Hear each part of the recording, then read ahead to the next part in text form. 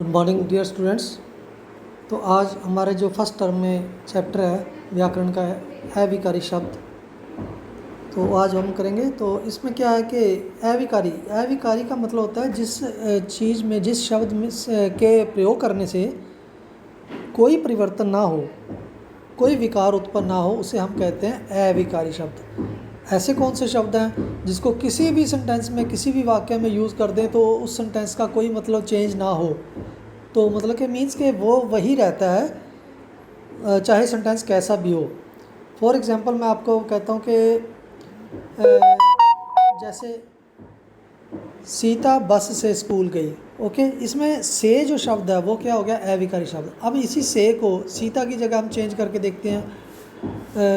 Ram train से school गया। तो देखो से का से ही रहा, से में कोई चेंज नहीं आई।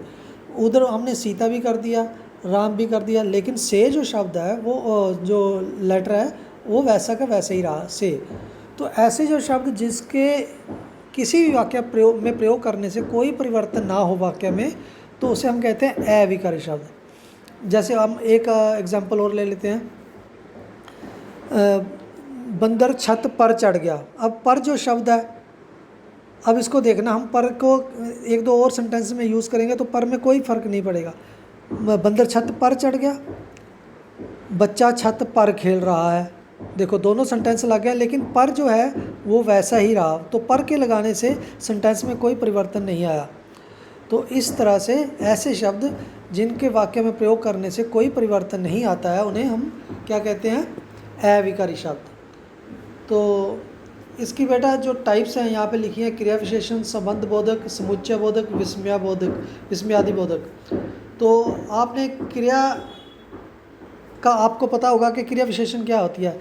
जो शब्द क्रिया की विशेषता को प्रकट करता है उसे क्रिया विशेषण कहते हैं। तो ऐसे शब्द अविकारी शब्द जो क्रिया विशेषण के रूप में यूज़ होते हैं लेकिन सेंटेंस में उनका कोई फ़र्क नहीं पड़ता उनके प्रयोग करने से, तो ऐसे क्रिया विशेषण जो होते हैं शब्द अविकारी शब्द होते हैं। तो जैसे कछुआ धीरे से चलता है, तो धीरे जो शब्द है वो क्या है, क्रिया विशेषण है। अब धीरे शब्द को हम किसी और वाक्य में यूज़ करेंगे तो धीरे का धीरे ही रहेगा, बाकी सेंटेंस जैसे मर्जी चेंज करते रहो, धीरे में कोई परिवर्तन नहीं आएगा।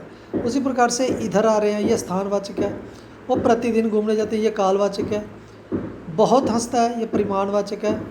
तो ऐसे शब्द जो क्रिया विशेषण है लेकिन अविकारी शब्द है, उनके यूज़ करने से, उनके प्रयोग करने से कोई भी फर्क नहीं पड़ता है, उसे हम कहते हैं क्रिया विशेषण अविकारी शब्द। ठीक है बेटा।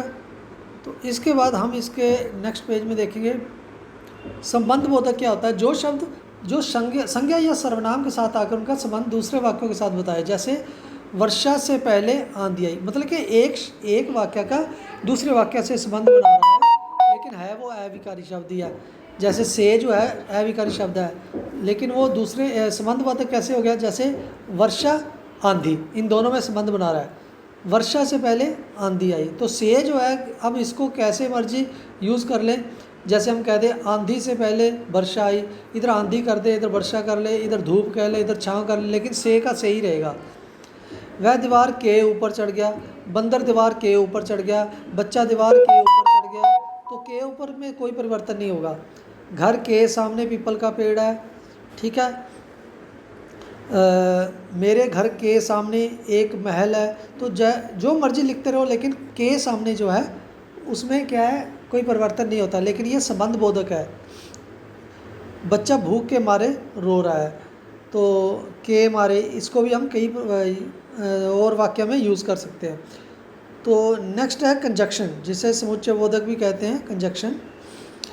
कंजक्शन जैसे और, इसलिए, किंतु, परंतु, बल्कि, ठीक है। ये जो वर्ड होते हैं, शब्द होते हैं, ये होते हैं कंजक्शन, जो दो वाक्यों में जोड़ने का काम करते हैं। जैसे और, इसलिए, परंतु।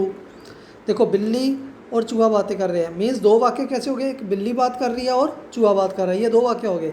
इनको कंजक्शन लगा के एक बना दिया और। तो इसमें क्या है, वह बीमार था इसलिए विद्यालय नहीं आया, वह निर्धन है परंतु ईमानदार है, मैं जानता हूँ कि तुम क्या चाहते हो।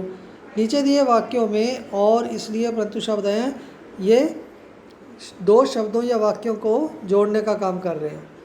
तो बेटा ये है हमारा समुच्चय बोधक।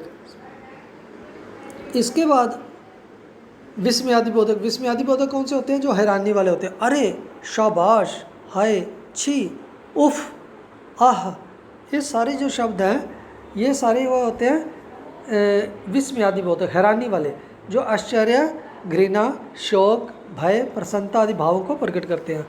तो बेटा जैसे अरे, अरे जो है शब्द हम किसी भी वाक्य में लगा देंगे, अरे में कोई जो है चेंज नहीं आएगा।